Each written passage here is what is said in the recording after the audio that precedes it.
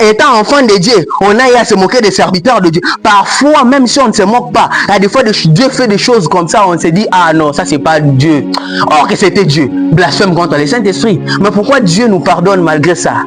En réalité, le vrai blasphème contre le Saint-Esprit, c'est le péché qui est ce péché de ne pas accepter de manger le fruit de la vie. C'est comme ça que Marc nous dit ceci, que celui qui croira et sera baptisé sera sauvé. Mais celui qui ne croira pas est déjà condamné et non sera condamné. C'est-à-dire, le fait pour vous de ne pas croire à la vie, le fait pour vous de ne pas manger à l'arbre de la vie vous a déjà condamné.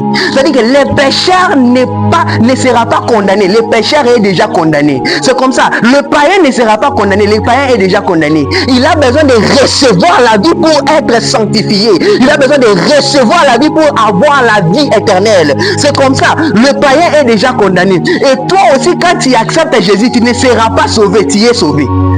C'est comme ça la Bible dit que quand Dieu a aimé le monde, qu'il a donné son Fils unique afin que quiconque croit à lui ne périsse pas, mais qu'il ait quoi? La vie éternelle. Pas il aura la vie éternelle, mais dès qu'il croit, il a la vie éternelle. Tu as la vie éternelle en toi.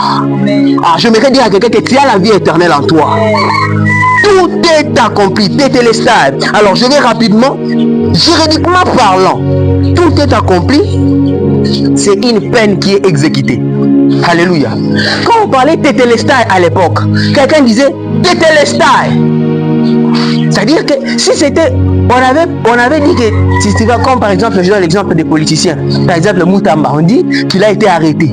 Quand on dit tétélestai, cela veut dire qu'il est libéré. Donc sa peine a été exécutée. Est-ce que je me fais comprendre? C'est-à-dire qu'aujourd'hui, aucune personne ne peut venir te condamner parce qu'il n'y a plus de condamnation pour ceux qui appartiennent en Jésus-Christ. Ta peine a été déjà, Christ a déjà payé ta peine à la croix. Est-ce que je me fais comprendre? Culturellement, parlant maintenant de la culture, ça c'était les sacrifices qui étaient parfaits. Quand on parle de culturellement plutôt au lieu de culturellement, on parle dans le culte. Quand on dit tétélestai, c'est-à-dire que le culte a été agréé. C'est comme par exemple l'agneau que Abel devait offrir et que Caïn devait offrir. L'agneau que Abel offrait, c'était un agneau tétélestai. Parce que c'était un agneau qui a été agréé. Est-ce que je me fais comprendre? Et dans plusieurs domaines, le mot tétélestai avait son importance. Quand on parle d'un domaine militaire, dans le domaine militaire, quand on dit tétélestai, ça veut dire que la victoire a été obtenue. Est-ce que je me fais comprendre? C'est-à-dire que quand on dit tétélestai chez les militaires, ça veut dire que la victoire est obtenue. C'est comme ça que j'aimerais dire à une personne, le fait que Jésus est monté à la croix, la victoire t'a été donnée. La victoire t'a été donnée. Un chrétien n'est pas en quête de victoire. Lorsque tu t'approches dans le combat spirituel, un chrétien ne cherche pas à gagner la victoire parce qu'un chrétien combat depuis la victoire. Ok. Un chrétien ne combat pas dans la victoire, mais il combat depuis la victoire. Je vous explique la nuance. Combattre dans la victoire, c'est comme si tu es déjà dans la victoire, mais tu combats. Nul ne peut combattre dans la victoire. Comment tu as déjà la victoire, mais tu combats? Non. Mais tu combats depuis la victoire. Le problème n'est pas le combat, mais le problème, c'est la position que tu occupes dans le combat. Est-ce que je peux m'expliquer? Le problème n'est pas le combat. Le problème, c'est quoi? C'est la position que tu occupes dans le combat. La Bible dit que Christ nous a transportés, il nous a déposés dans les lieux célestes, mais où en Christ, nous ne sommes pas sur la terre, nous sommes dans les lieux célestes. Quand tu viens me chercher dans ma chambre, tu trouveras mon corps, mais ma réalité, tu ne la trouveras pas dans la chambre, tu la trouveras cachée en Jésus-Christ. C'est comme ça que la Bible dit ceci, que nous, en tant que chrétiens, nous avons été transportés.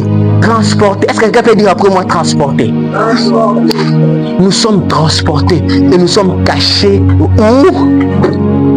en Christ et la victoire est notre. Alléluia. Un chrétien n'est pas en quête de la victoire. Un chrétien a déjà la victoire en lui. Amen. Un chrétien ne cherche pas. C'est comme ça que l'apôtre Paul dit que dans tout ce que je dis, nous sommes plus que vainqueurs par celui qui nous a aimés. Un chrétien n'est pas en quête de la victoire. Un chrétien a déjà la victoire. Un chrétien, sa mentalité, c'est la mentalité de la victoire. Un chrétien, lorsqu'il se réveille le matin, il ne voit pas l'échec. Le mot échec, perdre, rater, ne doivent pas exister dans les dictionnaires d'un chrétien. Parce qu'un chrétien, c'est un homme de la victoire. Il se réveille le matin avec la victoire. Il s'endort avec la victoire. Il se couche avec la victoire. Le matin, quand il regarde à sa fenêtre, il voit la victoire. Parce que la victoire fait partie de son identité. Est-ce que je peux avancer? Et dans l'alliance, quand on parle de tétélestai, c'est une alliance c'est un testament qui est validé. Alléluia. Quand un parent veut mourir, il laisse un testament. Et quand on parlait de tétélestai, c'est ce testament qui a été validé. C'est-à-dire qu'on a regardé le testament est validé. Amen, amen. Dans l'esclavage, quand on prenait les esclaves, on les gardait. Quand on dit tétélestai, ça veut dire que la libération est actée. Tout esclave, quand on a dit tétélestai, aucune personne ne peut garder l'esclave chez lui. Sinon, il fait ce qui est hors la loi. Parce que tétélestai, ça donne le droit à l'esclave d'être libéré. Alléluia. Et j'aimerais dire à quelqu'un ici, où on l'avait mis dans une prison satanique, une prison du diable, pour lui dire que toi, ta vie sera limitée. Tu ne seras pas limité au nom de Jésus. Parce que Christ a acté à la croix, il a dit tout est accompli. Donc ta libération est certaine. Tu es libéré de tous les liens sataniques et diaboliques. Est-ce que quelqu'un peut acclamer le Seigneur? Oh, quel merveilleux cette grâce que le Seigneur nous a donnée d'être libéré de tout ce que le diable a prévu pour nous. Alléluia. Tétélestai. Alors, tout est accompli. Qu'est-ce que cela signifie pour nous en tant qu'enfants de Dieu? Tout est accompli, c'est le plan de la rédemption de Dieu. Vous savez, Dieu a réservé pour nous en tant qu'enfants de Dieu un plan merveilleux de la rédemption. Alors, je le disais tantôt que l'homme de par lui-même n'était pas à mesure de se sauver lui-même. Il a essayé de par sa force et ça n'a pas marché. C'est comme ça que je le répète toujours, que la loi n'a pas été donnée pour que l'homme arrive à plaire à Dieu. Non. Est-ce que je peux avancer? Dieu n'a pas donné la loi pour que l'homme puisse lui plaire. Je peux dire quelque chose ici. Dieu a donné la loi pour prouver à l'homme son capacité de lui plaire de par ses propres forces. Je répète. Dieu a donné la loi pour prouver à l'homme son incapacité de lui plaire par ses propres forces. Je le répète, Dieu a donné la loi pour prouver à l'homme son incapacité de lui plaire par ses propres forces. Il y avait plus de 613 lois dans la Bible. Est-ce que vous le savez? Plus de 613 lois. Ne fais pas ceci, ne fais pas cela, ne fais pas ceci, ne fais pas cela, ne fais pas ceci, ne fais pas cela. Non. Et personne. Parce que dans la loi, l'apôtre Jacques dit ceci. Que s'il y a 10 lois, par exemple, je paraphrase, et que tu acceptes d'accomplir 9 lois, et que tu ne fais pas une seule loi, tu passes à côté. Alléluia. Alléluia. Tu passes à côté à cause d'une seule loi, or que tu as accompli 9 lois. Personne, que ce soit Élie, Moïse, personne n'a pu accomplir toute la loi de Dieu. Pourquoi? Parce que l'homme était incapable et Dieu, pour prouver encore son incapacité, il a donné la loi.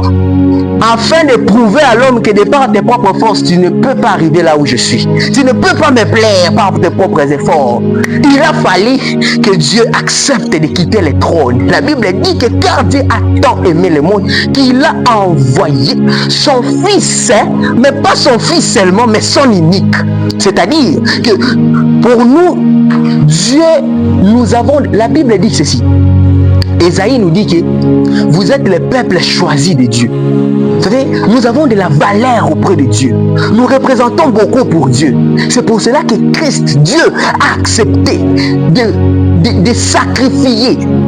Écoutez, de faire quoi? De sacrifier son fils et son unique fils. Le Dieu grand créateur du ciel et de la terre accepte que son fils et son unique viennent sur la terre mourir pour toi et pour moi afin que nous soyons sauvés. C'est que c'est quelque chose de grand. C'est que nous représentons beaucoup au devant de Dieu. Mais le problème c'est quoi? On nous a prêché, on nous a appris que quand on accepte Jésus comme Seigneur et Sauveur, nous devenons des personnes qui doivent encore faire des efforts pour ressembler à Jésus-Christ. C'est faux et archi faux. On accepte Jésus-Christ dans notre vie comme Seigneur et Sauveur. Le Saint-Esprit, du coup, vient habiter en nous. Alléluia.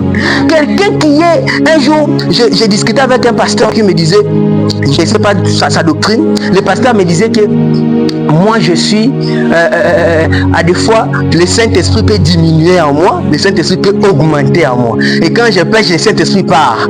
Et quand je me répands, le Saint-Esprit revient. Je lui dis, c'est normal pour toi, mais pour moi, ce n'est pas comme ça. Parce que moi, je ne vis pas dans le courant des hommes, mais moi, je vis dans le courant spirituel et surnaturel.